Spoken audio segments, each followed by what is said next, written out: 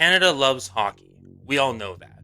But even with 7 NHL teams, the demand for more markets is enormous. Canada deserves greater representation in its greatest sport, and right now, several Canadian cities consistently generate interest for NHL expansion, gaining support from the analysts and the casual fans on the couch. Hello everyone, my name is King Gratz and welcome back to the channel guys. In this video, I'll be diving into 4 of the most likely cities in Canada that can receive an expansion team, or at the bare minimum, a relocated franchise from the NHL. You can expect me to get through anything from the population analytics to arena updates, ownership possibilities, and obviously the challenges to any of these cities getting an expansion team from the league in the foreseeable future. I hope you guys enjoy, and let's get right into the video. First on our list, Quebec City, a market with history, passion, and an arena built specifically to bring back an NHL team. It's no surprise that Quebec City is a frontrunner for any Canadian expansion talks, and with good reasons. From a market size standpoint, Quebec City is exactly the type of small to medium-sized market the NHL has invested in time and time again. The metro population currently sits at around 840,000 people. It is the second largest French-speaking city in North America, with a strong regional pull from surrounding towns, and it's comparable in size to several existing NHL markets like Winnipeg and Raleigh. Quebec City has had a team before, hosting the Quebec Nordiques for its entire WHA and NHL tenure from its creation in 1972 until its relocation to Colorado in 1995. The fan passion remains legendary for this team. It is the most recognized of the defunct NHL clubs, and merchandise sales have been consistently strong over the last 30 years. Fans of all ages are nostalgic for the Nordiques, and many people have voiced their interest in the NHL returning to Quebec City. Over the years, the NHL has acknowledged the interest coming from Quebec City, with potential owners like Quebecor carrying deep pockets, and as a result, the city has routinely come up in recent expansion negotiations. The NHL narrowly missed out on Quebec City returning to the league back in 2016, when the city finished as a runner-up in that year's expansion negotiations, only missing out because of Las Vegas, who ended up getting the Vegas Golden Knights the year following. Quebec City has the Centre Videotron, a modern NHL-ready arena operated by Quebecor, a major telecom/media corporation working in the province. The building has a seating capacity of about 18,000 and is designed to meet NHL ice and stadium standards, with excellent sightlines, an NHL-sized rink, VIP boxes, and modern broadcast infrastructure. The Quebec Remparts of the QMJHL are current tenants of the arena, and they routinely draw major crowds, and preseason NHL games often sell out instantly whenever the league comes to the city. French language broadcast rights will also bring in major revenue via TVA Sports and RDS, and regional sponsorship demand is very high, with the Nordiques brand still resonating within the community.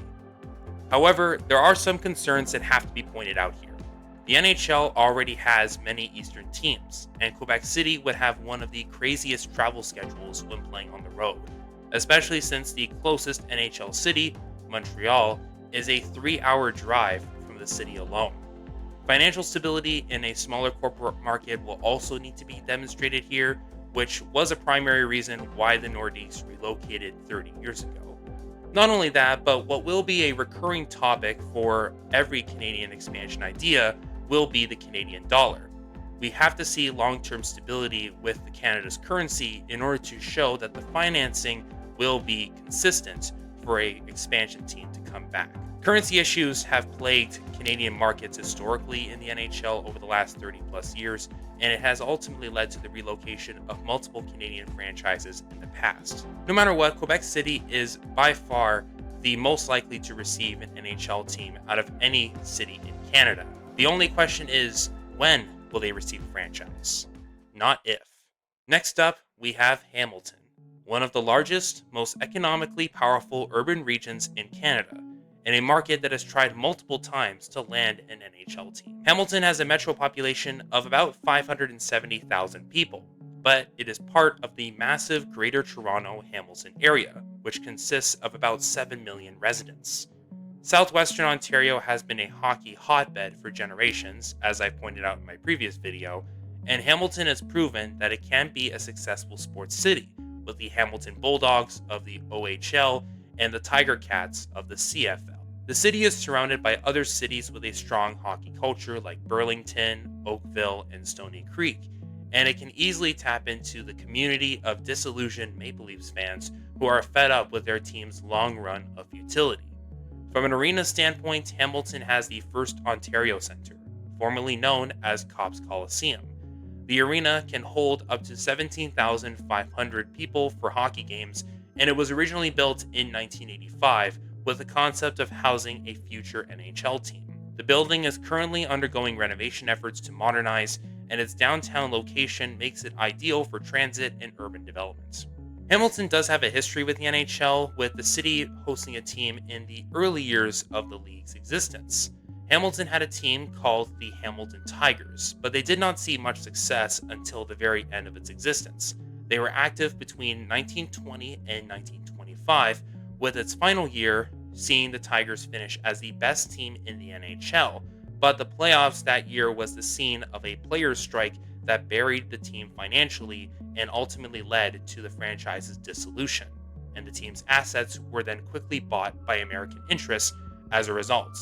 For the remainder of the 20th century, Hamilton was involved in a number of expansion and relocation rumors that persisted into the 21st century. Fast forward to the mid to late 1980s, the city of Hamilton supposedly created an NHL steering committee and ran with a "We're Ready" campaign. In 1986, Bill Ballard, the son of Toronto Maple Leafs owner Harold Ballard, and his business partner Michael Cole had expressed interest in buying the Pittsburgh Penguins and intended on relocating them to Hamilton, receiving the blessing of Harold Ballard to do so. However, the people that ran the newly built Copps Coliseum at the time believed that the proposal would lead to significant amounts of foregone rent and revenue, and so they basically said no. In 1990, Hamilton applied for an NHL expansion team, with Ron Joyce, the co-founder of Tim Hortons, as the prospective owner. A season ticket deposit drive was held, and it was relatively successful. However, according to a recent Reddit post that I found, Ron Joyce discovered that the expansion fee was bigger than he anticipated, which was on top of the payments that had to be made to the Leafs and Sabres for the territorial rights to the area, and this led him to request a payment in installments, which the NHL denied, and this ultimately led to him backing out of the expansion talks. In 1993, Peter Pocklington, the owner of the Edmonton Oilers at the time, nearly moved the franchise to Hamilton due to issues with Northland's Coliseum, but he came to terms with the city and he kept the Oilers in Alberta. But he did endorse the city of Hamilton as a future expansion city for the league. Between 2006 and 2009, Jim Bosley, the leader of Blackberry, attempted several times to buy NHL teams and move them to Hamilton. In the beginning, in 2006, he had an agreement to buy the Pittsburgh Penguins for $175 million, but it fell through when his relocation intentions became clear. He later tried to buy the Nashville Predators for $220 million, and he planned on doing the exact same thing. He ran a season ticket drive in Hamilton, where nearly 15,000 tickets were sold in just a few days, along with all 80 proposed suites. However, the ticket drive was public knowledge, and the aggressiveness of the campaign to move the team to Hamilton led to many concerns of shady backdoor deals involving Bosley that were intended to disrupt the Predators' operations. The Predators' owner at the time, Craig Leopold, was so surprised by the operations that he terminated his agreement with Bosley and sold the team to a group of investors who promised to keep the franchise in Tennessee. And last but not least, in 2009, the Phoenix Coyotes were dealing with an ownership struggle, and he attempted to buy the Coyotes and force the sale through the judicial system. But nothing came out of this. Following the whole Coyote situation, there were rumors that Bosley had tried to buy other NHL teams, with the most prominent being the Buffalo Sabres before the Pegula family got involved, but ultimately nothing materialized out of any of these rumors. As you can see, however, there have been plans for Hamilton to try and reacquire an NHL team in the past, and the people in the community have shown their interest in getting another hockey team in the region. Hamilton has the population, the corporate power, and the arena bones, but the only real barrier is politics and, of course, the territorial rights that the Leafs and Sabres currently have. At number 3, we have Halifax. Halifax is Atlantic Canada's best chance at getting an NHL team, and it may be the most interesting wildcard market in this entire discussion. Halifax has a metro population that sits around 466,000 people. Currently, it is the fastest growing city in eastern Canada, but most importantly, it draws from all of Atlantic Canada: Nova Scotia, New Brunswick, PEI, Newfoundland, and Labrador. A Halifax NHL team wouldn't just be Halifax's team, it would represent the entire region. The most qualified arena is the Scotiabank Centre, the current home of the Halifax Mooseheads of the QMJHL.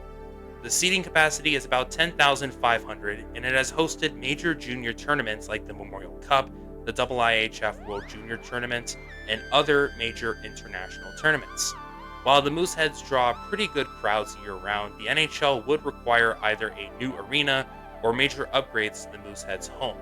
But the site and downtown energy certainly make Halifax a realistic candidate. If you think corporate money is limited here, you are also very wrong. Halifax is in fact the corporate capital of Atlantic Canada, with many companies across many sectors making the city their HQ for operations on the Canadian East Coast. From the banks and insurance perspective, the Royal Bank of Canada has their regional HQ here, while Scotiabank is literally the Bank of Nova Scotia.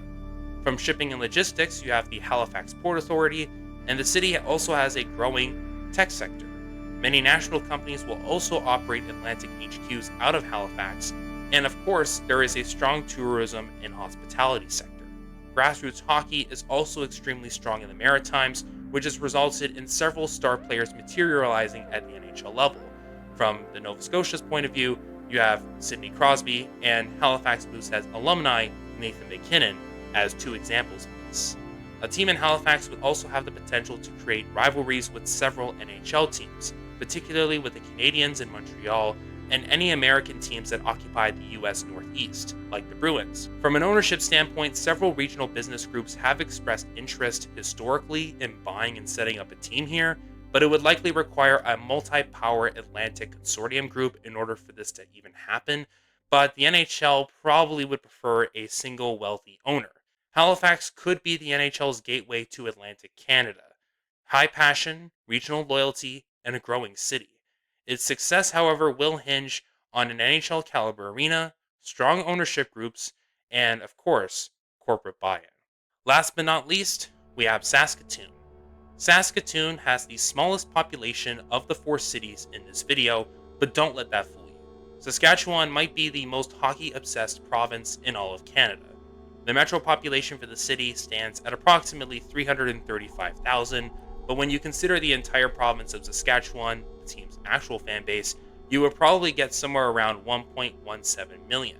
If the NHL wants a small but mighty market comparable to Winnipeg, then Saskatoon would be the next candidate. The SaskTel Center is the best place for a team to set up shop here, with a capacity of about 15,000 for hockey. It is the largest arena between Winnipeg and Edmonton, and it has hosted NHL preseason games with strong attendance numbers in the past. Renovations, of course, would be needed, as suites, concourses, and premium seating need to be installed in order for it to go up to NHL standards, but there is no doubt that a team could fill this building. Saskatchewan is a small market by NHL standards, obviously, but the province does have some major industries.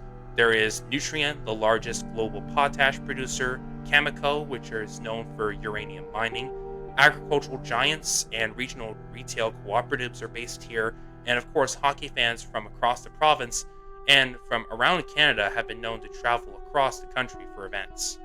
The WHL's Saskatoon Blades draw loyal crowds, consistently having strong attendance numbers in the junior league, and in addition, grassroots initiatives are very strong here, and Saskatchewan produces a disproportionate number of NHL players per capita. Bringing an NHL team to the province would signify that their labor has finally borne the greatest fruits possible.